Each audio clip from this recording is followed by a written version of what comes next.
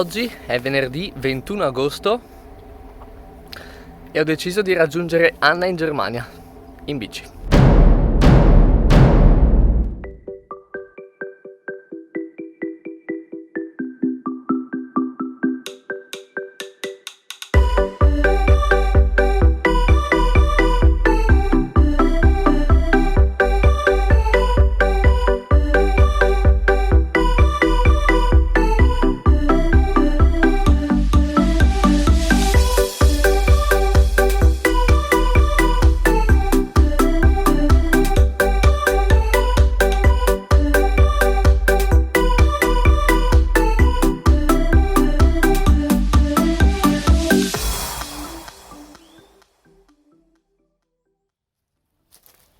Sì, lo so che molti di voi non sanno chi è Anna, perché non tutti ovviamente mi seguono dall'inizio, quindi adesso vi racconto la nostra storia.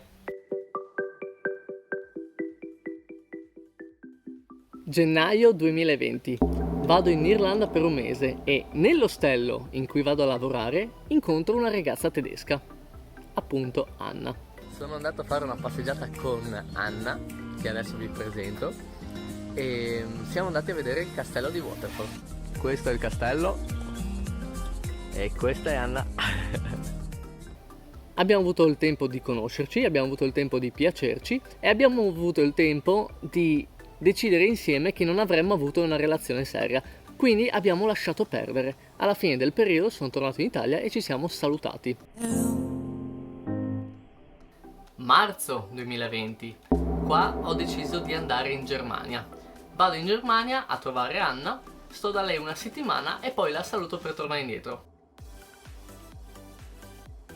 Peccato che proprio in quel periodo la situazione coronavirus stava esplodendo. Quindi ho deciso di restare fermo un po' da lei ancora un po', fermo un po' da lei ancora un po'.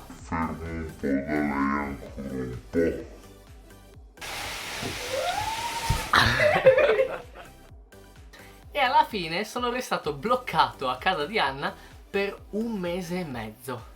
Quindi abbiamo avuto il tempo di conoscerci ancora meglio e anche i nostri sentimenti, come il coronavirus, sono esplosi. E quindi il giorno prima di ripartire verso l'Italia ci siamo messi insieme. Oh. E così arriviamo a oggi, agosto 2020. Oggi ho deciso di raggiungere Anna nel luogo in cui sta facendo il tirocinio per l'università, che è il lago di Costanza, e ho deciso di farlo in bicicletta.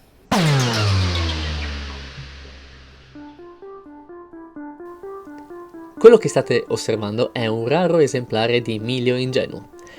Guardate quella faccia, guardate quel sorrisetto. Lui non ha la più pallida idea delle difficoltà che dovrà superare, non sa quali sfide dovrà compiere per raggiungere la sua bella. Scommetto che per decidere la sua rotta ha semplicemente inserito la destinazione su Google Maps. Ho cercato su Google Maps dove si trova il lago di Costanza ed è esattamente sul confine tra Svizzera, Austria e Germania. E partendo da qui Google Maps dice che sono circa 550 km. Quindi mi serviranno più o meno 15-20 giorni per arrivarci.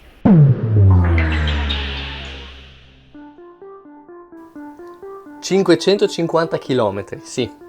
550 km di pene e agonie. Innanzitutto Emilio dovrà superare il Friuli Venezia Giulia, l'unica regione italiana con una piovosità media annua che può superare i 3 metri d'acqua, un record europeo.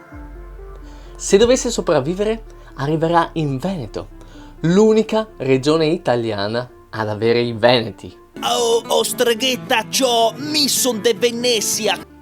E se dovesse sopravvivere anche ai Veneti, Emilio arriverà in Trentino. Emilio è allergico alle mele. Arrene! E fin qua parlavamo ancora di regioni italiane, perché poi Emilio dovrà vedersela con le guardie svizzere armate di cioccolato. Dovrà superare il Liechtenstein,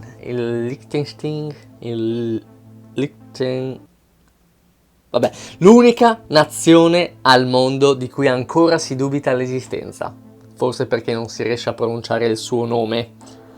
Dovrà superare l'Austria, una delle poche nazioni in Europa dove la tessera sanitaria europea non funziona, quindi ha un sistema sanitario a parte particolarmente costoso, meglio non farsi male. E io vado! Per giungere infine in Germania, una nazione così pericolosa che anche le rane sono una minaccia. Però credo che sarà proprio un bel viaggio perché saremo immersi nella natura tutto il tempo, ci saranno boschi, ci saranno montagne, ci saranno fiumi, laghi, fenicotteri, sassi, fiumi, insomma sarà proprio bello. Sarà un disastro.